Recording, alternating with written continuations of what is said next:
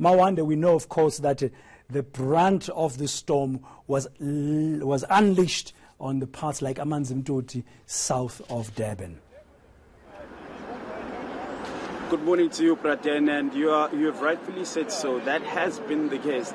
As a matter of fact, Praten, when you move further south from Umlazi upwards heading into Amanzimtoti, you are going to find something that is totally unbelievable here. Now I'm standing on Lockview Road in Amanzimtoti, where there was what one might describe as a sinkhole. But me describing it alone, Praten, won't do justice. So what I'll do is I'll take you on a tour at this moment in time, just to show you above my shoulder here. This is the damage that you see. About 3 vehicles, and you had 3 houses in the middle. The house in the center collapsed, and it is believed that a 50-year-old man is in hospital. Well, we seem to have a problem with the sound there, but you can see from the visuals there of Amanzimtoti how bad the damage has been. We will try and get hold of Mawande earlier, but from the visuals of Amanzimtoti, looking at that building, looking at the amount of soil that's been taken away in a mudslide due to the heavy rains, you can really understand what we've heard this morning, that is going to take months for a large part of eThekwini, particularly the southern part, to be repaired. We'll try and link up again shortly with Mawande Keso once we sort out our technical problems with his microphone. Now, relief organizations are helping people who've been affected by this storm since the Easter weekend. They've been handing out blankets and food, and this morning they are appealing to the public for more donations. There's quite a few relief organizations have stepped in to support the community that have lost their houses with blankets, food, some warm clothes for the kids. Quite a few schools have been closed, and schools also have been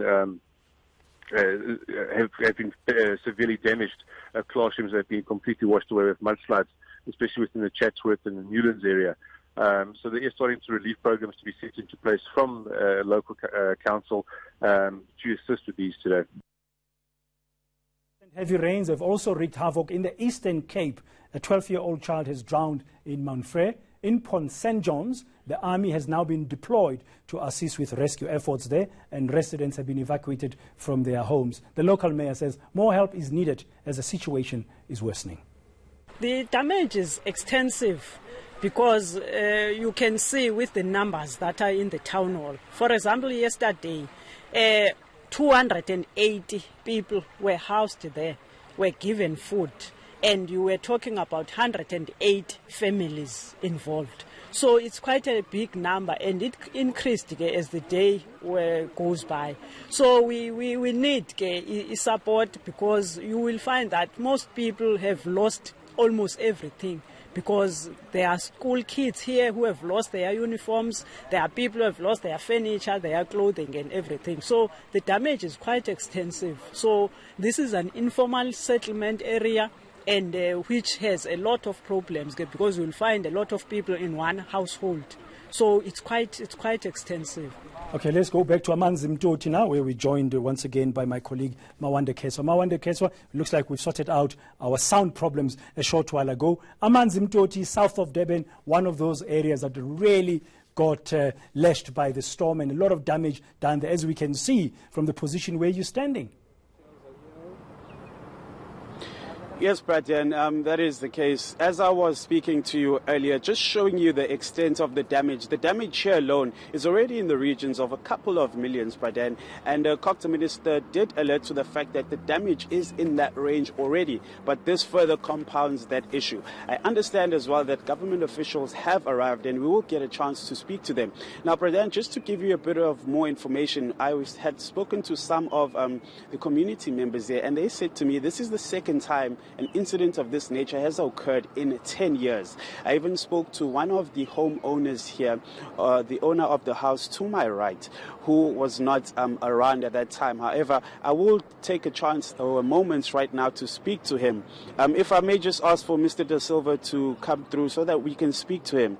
Mr. Da Silva, first and foremost, we sympathize with you and thank you for joining us. Can you tell me at this moment in time, how are you feeling? I'm feeling distressed. I mean, how do you feel? You lose everything. So, yeah, life goes on. But as long as you're alive, I think, and material things you can always replace, which I think is possible. So It's not too bad. I hear that one of your neighbors was unfortunately in his house at the time of the incident. When it occurred, where were you situated? Look, luckily for me, I wasn't here the night of the incident. But I heard that the neighbors on my left, they were evacuated at 2 o'clock in the morning when this happened. And everything is fine. I think they got evacuated with good time because, look, what fell the first, part of the house had fallen by when I got here at 7 o'clock in the morning. And during the course of the day, with the rain still falling at that speed, then the rest of the house went. But it was still standing until about, I think, 10 o'clock in the morning, and then the rest just collapsed. Because as you can see, the sand is very soft. It's part of like the kind of sea sand. And with the stream of water, it was coming down here. It was like scary. It just took everything with it, John. And water is too strong, eh? I'm told that this is the second time an incident of this nature has occurred in 10 years. I'm informed that 100 meters down from here, there's another drain which is overclocked when we have the amount of waters that we had. Is that the case, and what is the underlying issue? Look, I don't know. Look, I've only been living here for 3 years, so I don't know what previous history was. But what happened here was the stormwater drain blocked here in November last year. And it just carried on blocking, and the thing is that when it rained, a little bit of rain, it was okay. We had a bit of a pool of water here, but nothing bad. But okay, it does get bad because it goes all the way to my fence, and there was like a real pool and going into my other neighbor's drive yard in it. But the thing is, this time the water was so much that it started going. It had to go somewhere, so it went in between my neighbor's driveway, yeah, and obviously with my fence of my house.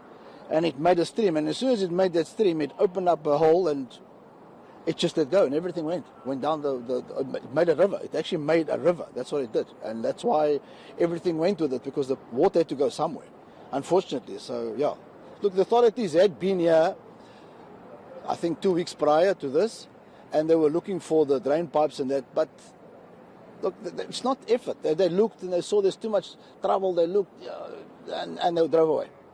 Because I was actually here the day that they came here. So, I don't know. Look, but, you know, nature is like that, and what can you do? It's one of those things. Huh? Yeah, thank you for speaking to us. You've heard there, Brad, and Victor De Silva, one of the homeowners, who was fortunate enough that he wasn't in his household at the time of the collapse. Yeah, and seemingly not really impressed with recent efforts to clear that blocked drain and that water, which was powerful, creating a river, as he says. I mean, look at that big sinkhole behind you. You can tell about the power of that water.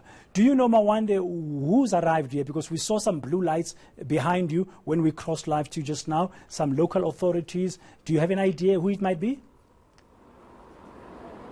It's not yet clear, Praten, but as soon as I get the opportunity to, I will go and investigate as to which officials is here. But as Mr. De Silva alerted that officials had been here prior, however, he was not very impressed with the efforts that had been taken. But we'll get clarity in terms of who is here and what aid could be brought to the people of this area here on Lockview Road in Amanzimtoti. Okay, Mawande Keswa on the ground in Amanzimtoti, south of Durban, one of the areas badly hit by the storm.